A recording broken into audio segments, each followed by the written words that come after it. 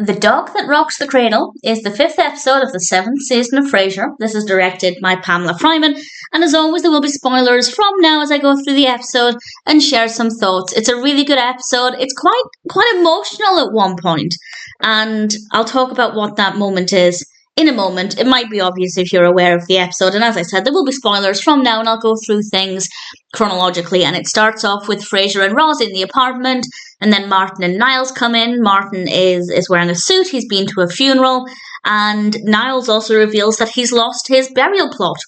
He had a plot in a cemetery, but due to the divorce, he no longer has it. And they're trying to get Martin to talk about what he wants for his funeral. He's not interested in talking. And then there's a knock at the door, and it's Bulldog delivering pizzas in between radio gigs, which I say absolute credit to him. A job is a job, nothing wrong with it. And it's clear that, well, initially it looked like he was feeling a little bit uncomfortable about it, but then he pretended he was uncomfortable because he hadn't seen Roz since their brief fling. And he is so good with baby Alice. Alice is there, and I say baby Alice, she's definitely more of a toddler now. And Frasier suggests to Roz that Bulldog could solve her babysitting problems because she's not been able to find Alice a babysitter for when she goes on dates. And we cut to Roz's apartment. Bulldog is there, ready to look after Alice. And while Roz is getting ready, Bulldog does something that's not acceptable, but it says a lot about where his head is. There's a knock at the door. It's Roz's date. And Bulldog threatens him and tells him to go away and to call Roz and cancel the date, which he does. And of course, Roz is devastated by this. And Bulldog said that he'd ordered a pizza and he'll just go home and Roz can get the delivery person to deliver it to him, which is not how it works. And she says, you can stay, you can eat your pizza here, which I think was Bulldog's plan all along. And I think it's very clear that even this early on in the episode, Bulldog wants to be around Roz. What's his motivation? Well, we'll find out soon. We're then in Cafe Nervosa, and we have a brilliant moment here. Roz had another date that bailed, and I think it's obvious that this had something to do with Bulldog. Roz still has no idea though. And then while she's talking with Ted is somebody that she knows, and she managed to get a date with him. Frasier is on the phone to the restaurant to get Roz a table. Meanwhile, Niles is on the phone to buy a new cemetery plot, and their conversations are in unison. They're basically saying the exact same things, but not the same thing, and it's very funny. Basically, ordering a cemetery plot is a lot like booking a table at a restaurant, at least as far as that scene shows us. And Niles is very happy because he got a plot on a high hill looking down on Maris's plot for all eternity, which I thought was quite funny, so I quite enjoyed that. Bulldog then comes in with Alice and a giant rabbit from Winnie the Pooh, and he can't find her pacifier, and he slaps the table, and he kind of hits this woman's magazine, this extra behind him or beside him, and it was violent. It was a lot, and definitely quite a powerful moment. And we then find out that Roz got a date with Ted, as she was trying to. And when she's out of the frame, Bulldog threatens him and tells him to bring her back quickly. And I had to say credit to him for not just saying, call her and cancel later on. He's thinking a little bit more smartly here. He doesn't want her to get suspicious. At least this is my reading of it. So at least she can go on the date this time. But again, it's not acceptable what he's doing. And Martin then comes in. He's been buying a burial plot, and they all go on a family trip, Martin, Frasier, Niles and Daphne, to view his burial plot. And we get a rare outdoor scene, and it's quite nice. I'm not sure where it was filmed, but it's a nice, bright location. And he also bought plots for Niles and Frasier, which he explains by also saying, Merry Christmas, which I quite liked.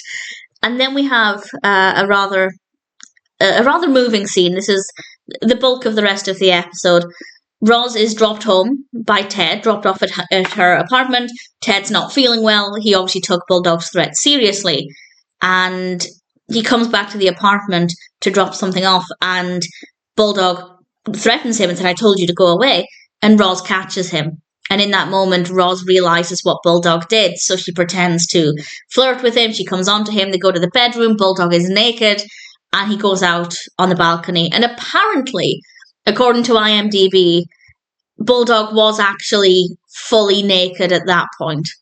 If Bulldog is fully naked, that would have been very, well, I was going to say difficult to film, but actually they managed to position him in a way that his right side, so from basically his hip to his middle thigh, it's not viewing very clearly, or it's not easy to view. So I think they managed to do it well. But if they're going to that effort to hide the bulk of him, that's maybe not the best phrasing to use, but if he was truly naked, but they're also taking measures to hide, I feel like he could have worn something. I don't think there was the need for him to be fully naked, if that is true, but it's authentic, I guess.